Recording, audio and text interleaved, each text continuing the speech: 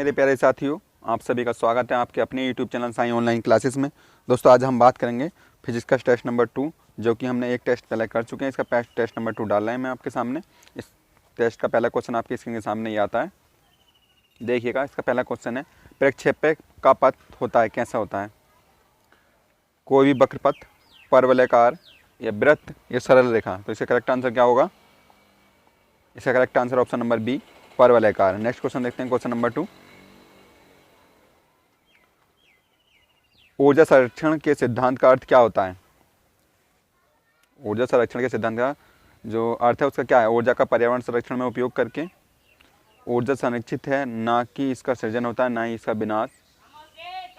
हमें ऊर्जा को संरक्षित करना चाहिए, या इनमें से कोई नहीं। तो इसका करेक्ट आंसर क्या होगा? तो इसका correct answer option number B, ऊर्जा का केवल रूप चेंज हो सकता है। ऊर्जा ना ही तो समाप्त हो सकती है और ना ही केवल चेंज हो सकती है। ऊर्जा का रूप परिवर्तित हो सकता है, लेकिन ऊर्जा कभी समाप्त नहीं होती। नेक्स्ट क्वेश्चन, शक्ति कहलाती है कार्य करने की दर, कार्य करने की क्षमता, दशा परिवर्तन की दर, या फिर गति परिवर्तन की दर। तो इसका करेक्ट आंसर क्या होगा? तो इसका करेक्ट आंसर ऑप्शन नंबर ए, कार्य करने की दर शक्ति कहलाती है। नेक्स्ट क्वेश्चन, द्रव की बूंद आकृति, जो द्रव की जो बूंदों की आकृति है वो गोलाकार होने का क्या कारण है? जो ऊपर से बरसात गिरती है तो उसकी बूंद गोल हो जाती है, उसके कारण क्या है? विस्कासिता, वायुमंडलीय दाब, अल्प भार या पृष्ठ तनाव। तो इसका करेक्ट आंसर क्या होगा? इसका correct answer option number D, पृष्ठ तनाव। नेक्स्ट क्वेश्चन आपकी स्क्रीन के सामने, क्वेश्चन नंबर 5। किस तापमान पर जल का घनत्व अधिकतम होता है? घनत्व और आयतन दोनों में, देखो अभी बता दूँ मैं इसका अंतर। पहले इसका आंसर बताइएगा, ए बी सी डी कौन सा है? तो इसका मैं आपको आंसर बता देता हूँ पहले। इसका जो अधिकतम घनत्व होता है वो 4 डिग्री पर होता है, और यहीं पर आयतन इसका सबसे कम होता है 4 डिग्री पर। 4 डिग्री से ऊपर बढ़ेंगे तो घनत्व कम होगा, और 4 डिग्री से नीचे जाएंगे तब भी घनत्व कम होगा। उसी के प्रकार अगर आयतन की बात करते हैं तो आयतन 4 डिग्री से ऊपर होगा तो अधिक होगा, और नीचे होगा तो भी अधिक होगा। Next question, question number 6। उत्प्लावी बल निर्भर करता है तरल की गहराई पर, विस्थापित तरल के केवल घनत्व पर, या विस्थापित तरल केवल आयतन पर, या विस्थापित तरल के भार पर। तो इसका करेक्ट आंसर क्या होगा? इसका करेक्ट आंसर बताना है आपको। तो इसका correct answer option number D, विस्थापित किए गए भार पर। यानी कि ये कह सकते हो कि किसी वस्तु के द्वारा ऊपर से कोई अगर वस्तु पानी में डाली जाती है, उसके द्वारा जो दाब पड़ा है उसके द्वारा हटाया गया जो जल है, या जल हो जो भी वस्तु है जो हटाया गया पानी है, उसके भार के ऊपर निर्भर करता है। Next question, question number 7। तेल दीप, जो बत्ती वाले दीप होते हैं, तेल दीप में बत्ती का तेल के कारण ऊपर उठता है। मतलब किस कारण जो तेल, जो दीपक में तेल होता है वो ऊपर की ओर आता है जलने के लिए। तो इसका करेक्ट आंसर क्या होगा? दाब का अंतर, केशिका क्रिया, या तेल की निम्न सायनता, या गुरुत्वीय त्वरण, या बल। तो इसका करेक्ट आंसर क्या होगा?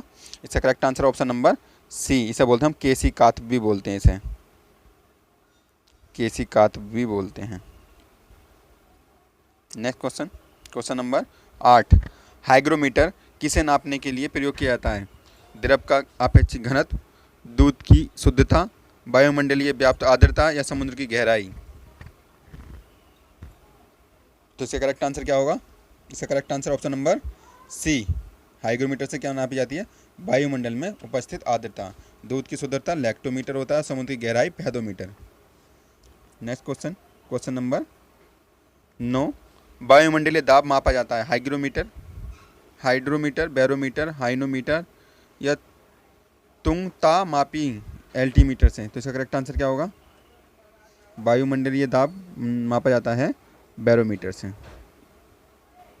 Option number B is correct. Next question बहुत ही इंपॉर्टेंट क्वेश्चन है। क्वेश्चन तो इजी है, लेकिन थोड़ा समझने की बात है। जिससे अगर हमने पढ़ा होगा तो क्वेश्चन हम आसानी से लगा लेंगे। अब ये पूछा है कि लोहा पारे में डूब जाता है, तैरता है, उपलाता है, या सभी काम करता है? वो डूब भी जाता है, तैरता भी। तो इसका करेक्ट आंसर क्या होगा?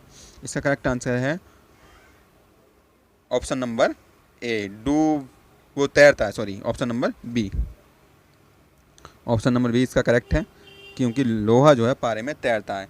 क्यों वजह है उसकी, पारे का घनत्व लोहे के घनत्व से अधिक है, इसलिए लोहा जो है पारे में तैरता है। और एक पारा ही एक ऐसी धातु है जो कि द्रव अवस्था में पाई जाती है। नेक्स्ट क्वेश्चन, क्वेश्चन नंबर 11, आणविक संगठन के द्वारा ऊष्मा का संप्रेषण क्या कहलाता है? चालन, संवहन, विकिरण, प्रकीर्णन। तो इसका करेक्ट आंसर क्या होगा? इसका करेक्ट आंसर है, बताइए। इसका correct answer option number B, संवहन। और इसका मतलब हो गया जो अणु होते हैं ना छोटे छोटे, उसके द्वारा, जैसे वायु में बहुत छोटे छोटे कण होते हैं। नेक्स्ट क्वेश्चन, क्वेश्चन नंबर 12, पहाड़ों पर पानी निम्नलिखित तापमान पर उबलने लगता है? 100 डिग्री से कम पर, 100 डिग्री से अधिक, 100 डिग्री पर, या इनमें से कोई नहीं? तो इसका करेक्ट आंसर क्या होगा? तो इसका करेक्ट आंसर है ऑप्शन नंबर ए, 100 डिग्री से कम पर। Next question, question number 12, kelvin scale है ये। केल्विन स्केल में मानव शरीर का सामान्य तापमान कितना होता है? 290 केल्विन, 310, 300 या 305? तो इसका करेक्ट आंसर क्या होगा? इसका correct answer option number B, 310 kelvin.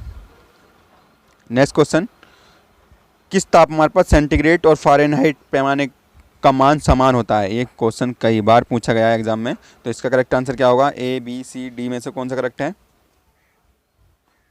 इसका करेक्ट है ऑप्शन नंबर सी, -40 डिग्री पर सेंटीग्रेड और फ़ारेनहाइट पैमानों के जो मान है वो समान है।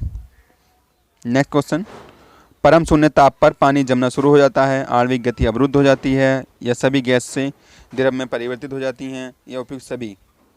तो इसका करेक्ट आंसर क्या होगा? परम शून्य ताप पर जो अणु की गति है वो अवरुद्ध हो जाती है। तो option number B is correct.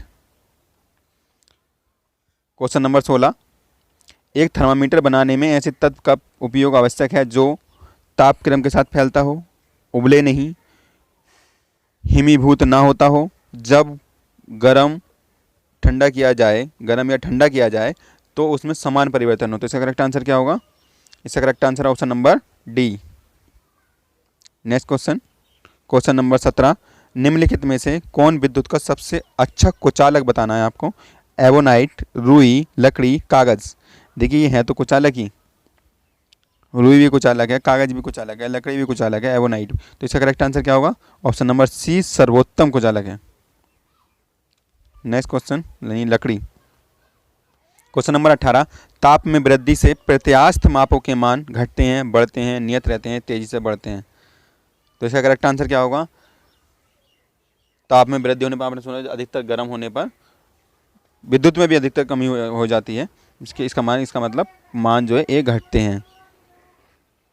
तो इसका करेक्ट आंसर ऑप्शन नंबर ए, ताप में वृद्धि होने पर प्रत्यास्थ मापों के मान घटते हैं।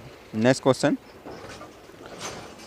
ये किताब की लैंग्वेज है, मैं से इसके अपनी लैंग्वेज में बताऊंगा मैं। सूखा बालू चमकीला दिखाई देता है, जबकि गीला बालू धुतिहीन यानी कि धुंधला दिखाई देता है, मतलब प्रकाशवान नहीं दिखाई देता, चमकीला दिखाई नहीं देता, धुंधला दिखाई देता है। मैं अपनी लैंग्वेज में बोल रहा हूँ।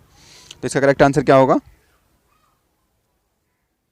प्रकाश का भ्रम, परावर्तन, या अपवर्तन, या परासरण? तो इसका करेक्ट आंसर है ऑप्शन नंबर बी, प्रकाश का परावर्तन के कारण ऐसा होता है।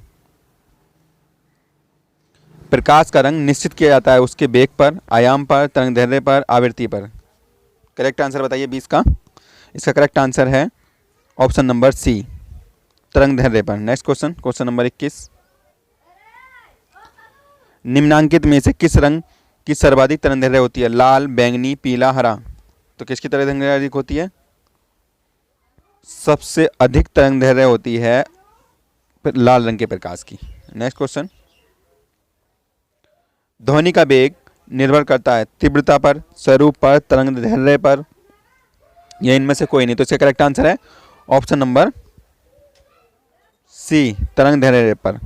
नेक्स्ट क्वेश्चन, क्वेश्चन नंबर 23, दंत चिकित्सक का दर्पण किस प्रकार का होता है? बेलनाकार, समतल, उत्तल, या अवतल? तो इसका करेक्ट आंसर क्या होगा? तो इसका correct answer option number D, अवतल दर्पण, क्योंकि उन्हें बड़ा करके देखना होता है। नेक्स्ट क्वेश्चन, ध्वनि किस रूप में यात्रा करती है? अनुप्रस्थ तरंगे, अनुदैर्ध्य, स्थिर तरंगों के रूप में, अनुप्रस्थ व अनुदैर्ध्य दोनों के रूप में? तो इसका करेक्ट आंसर क्या होगा? तो इसका करेक्ट आंसर है ऑप्शन नंबर बी, अनुदैर्ध्य। प्रकाश अनुप्रस्थ में होता है और ध्वनि अनुदैर्ध्य में। Next question.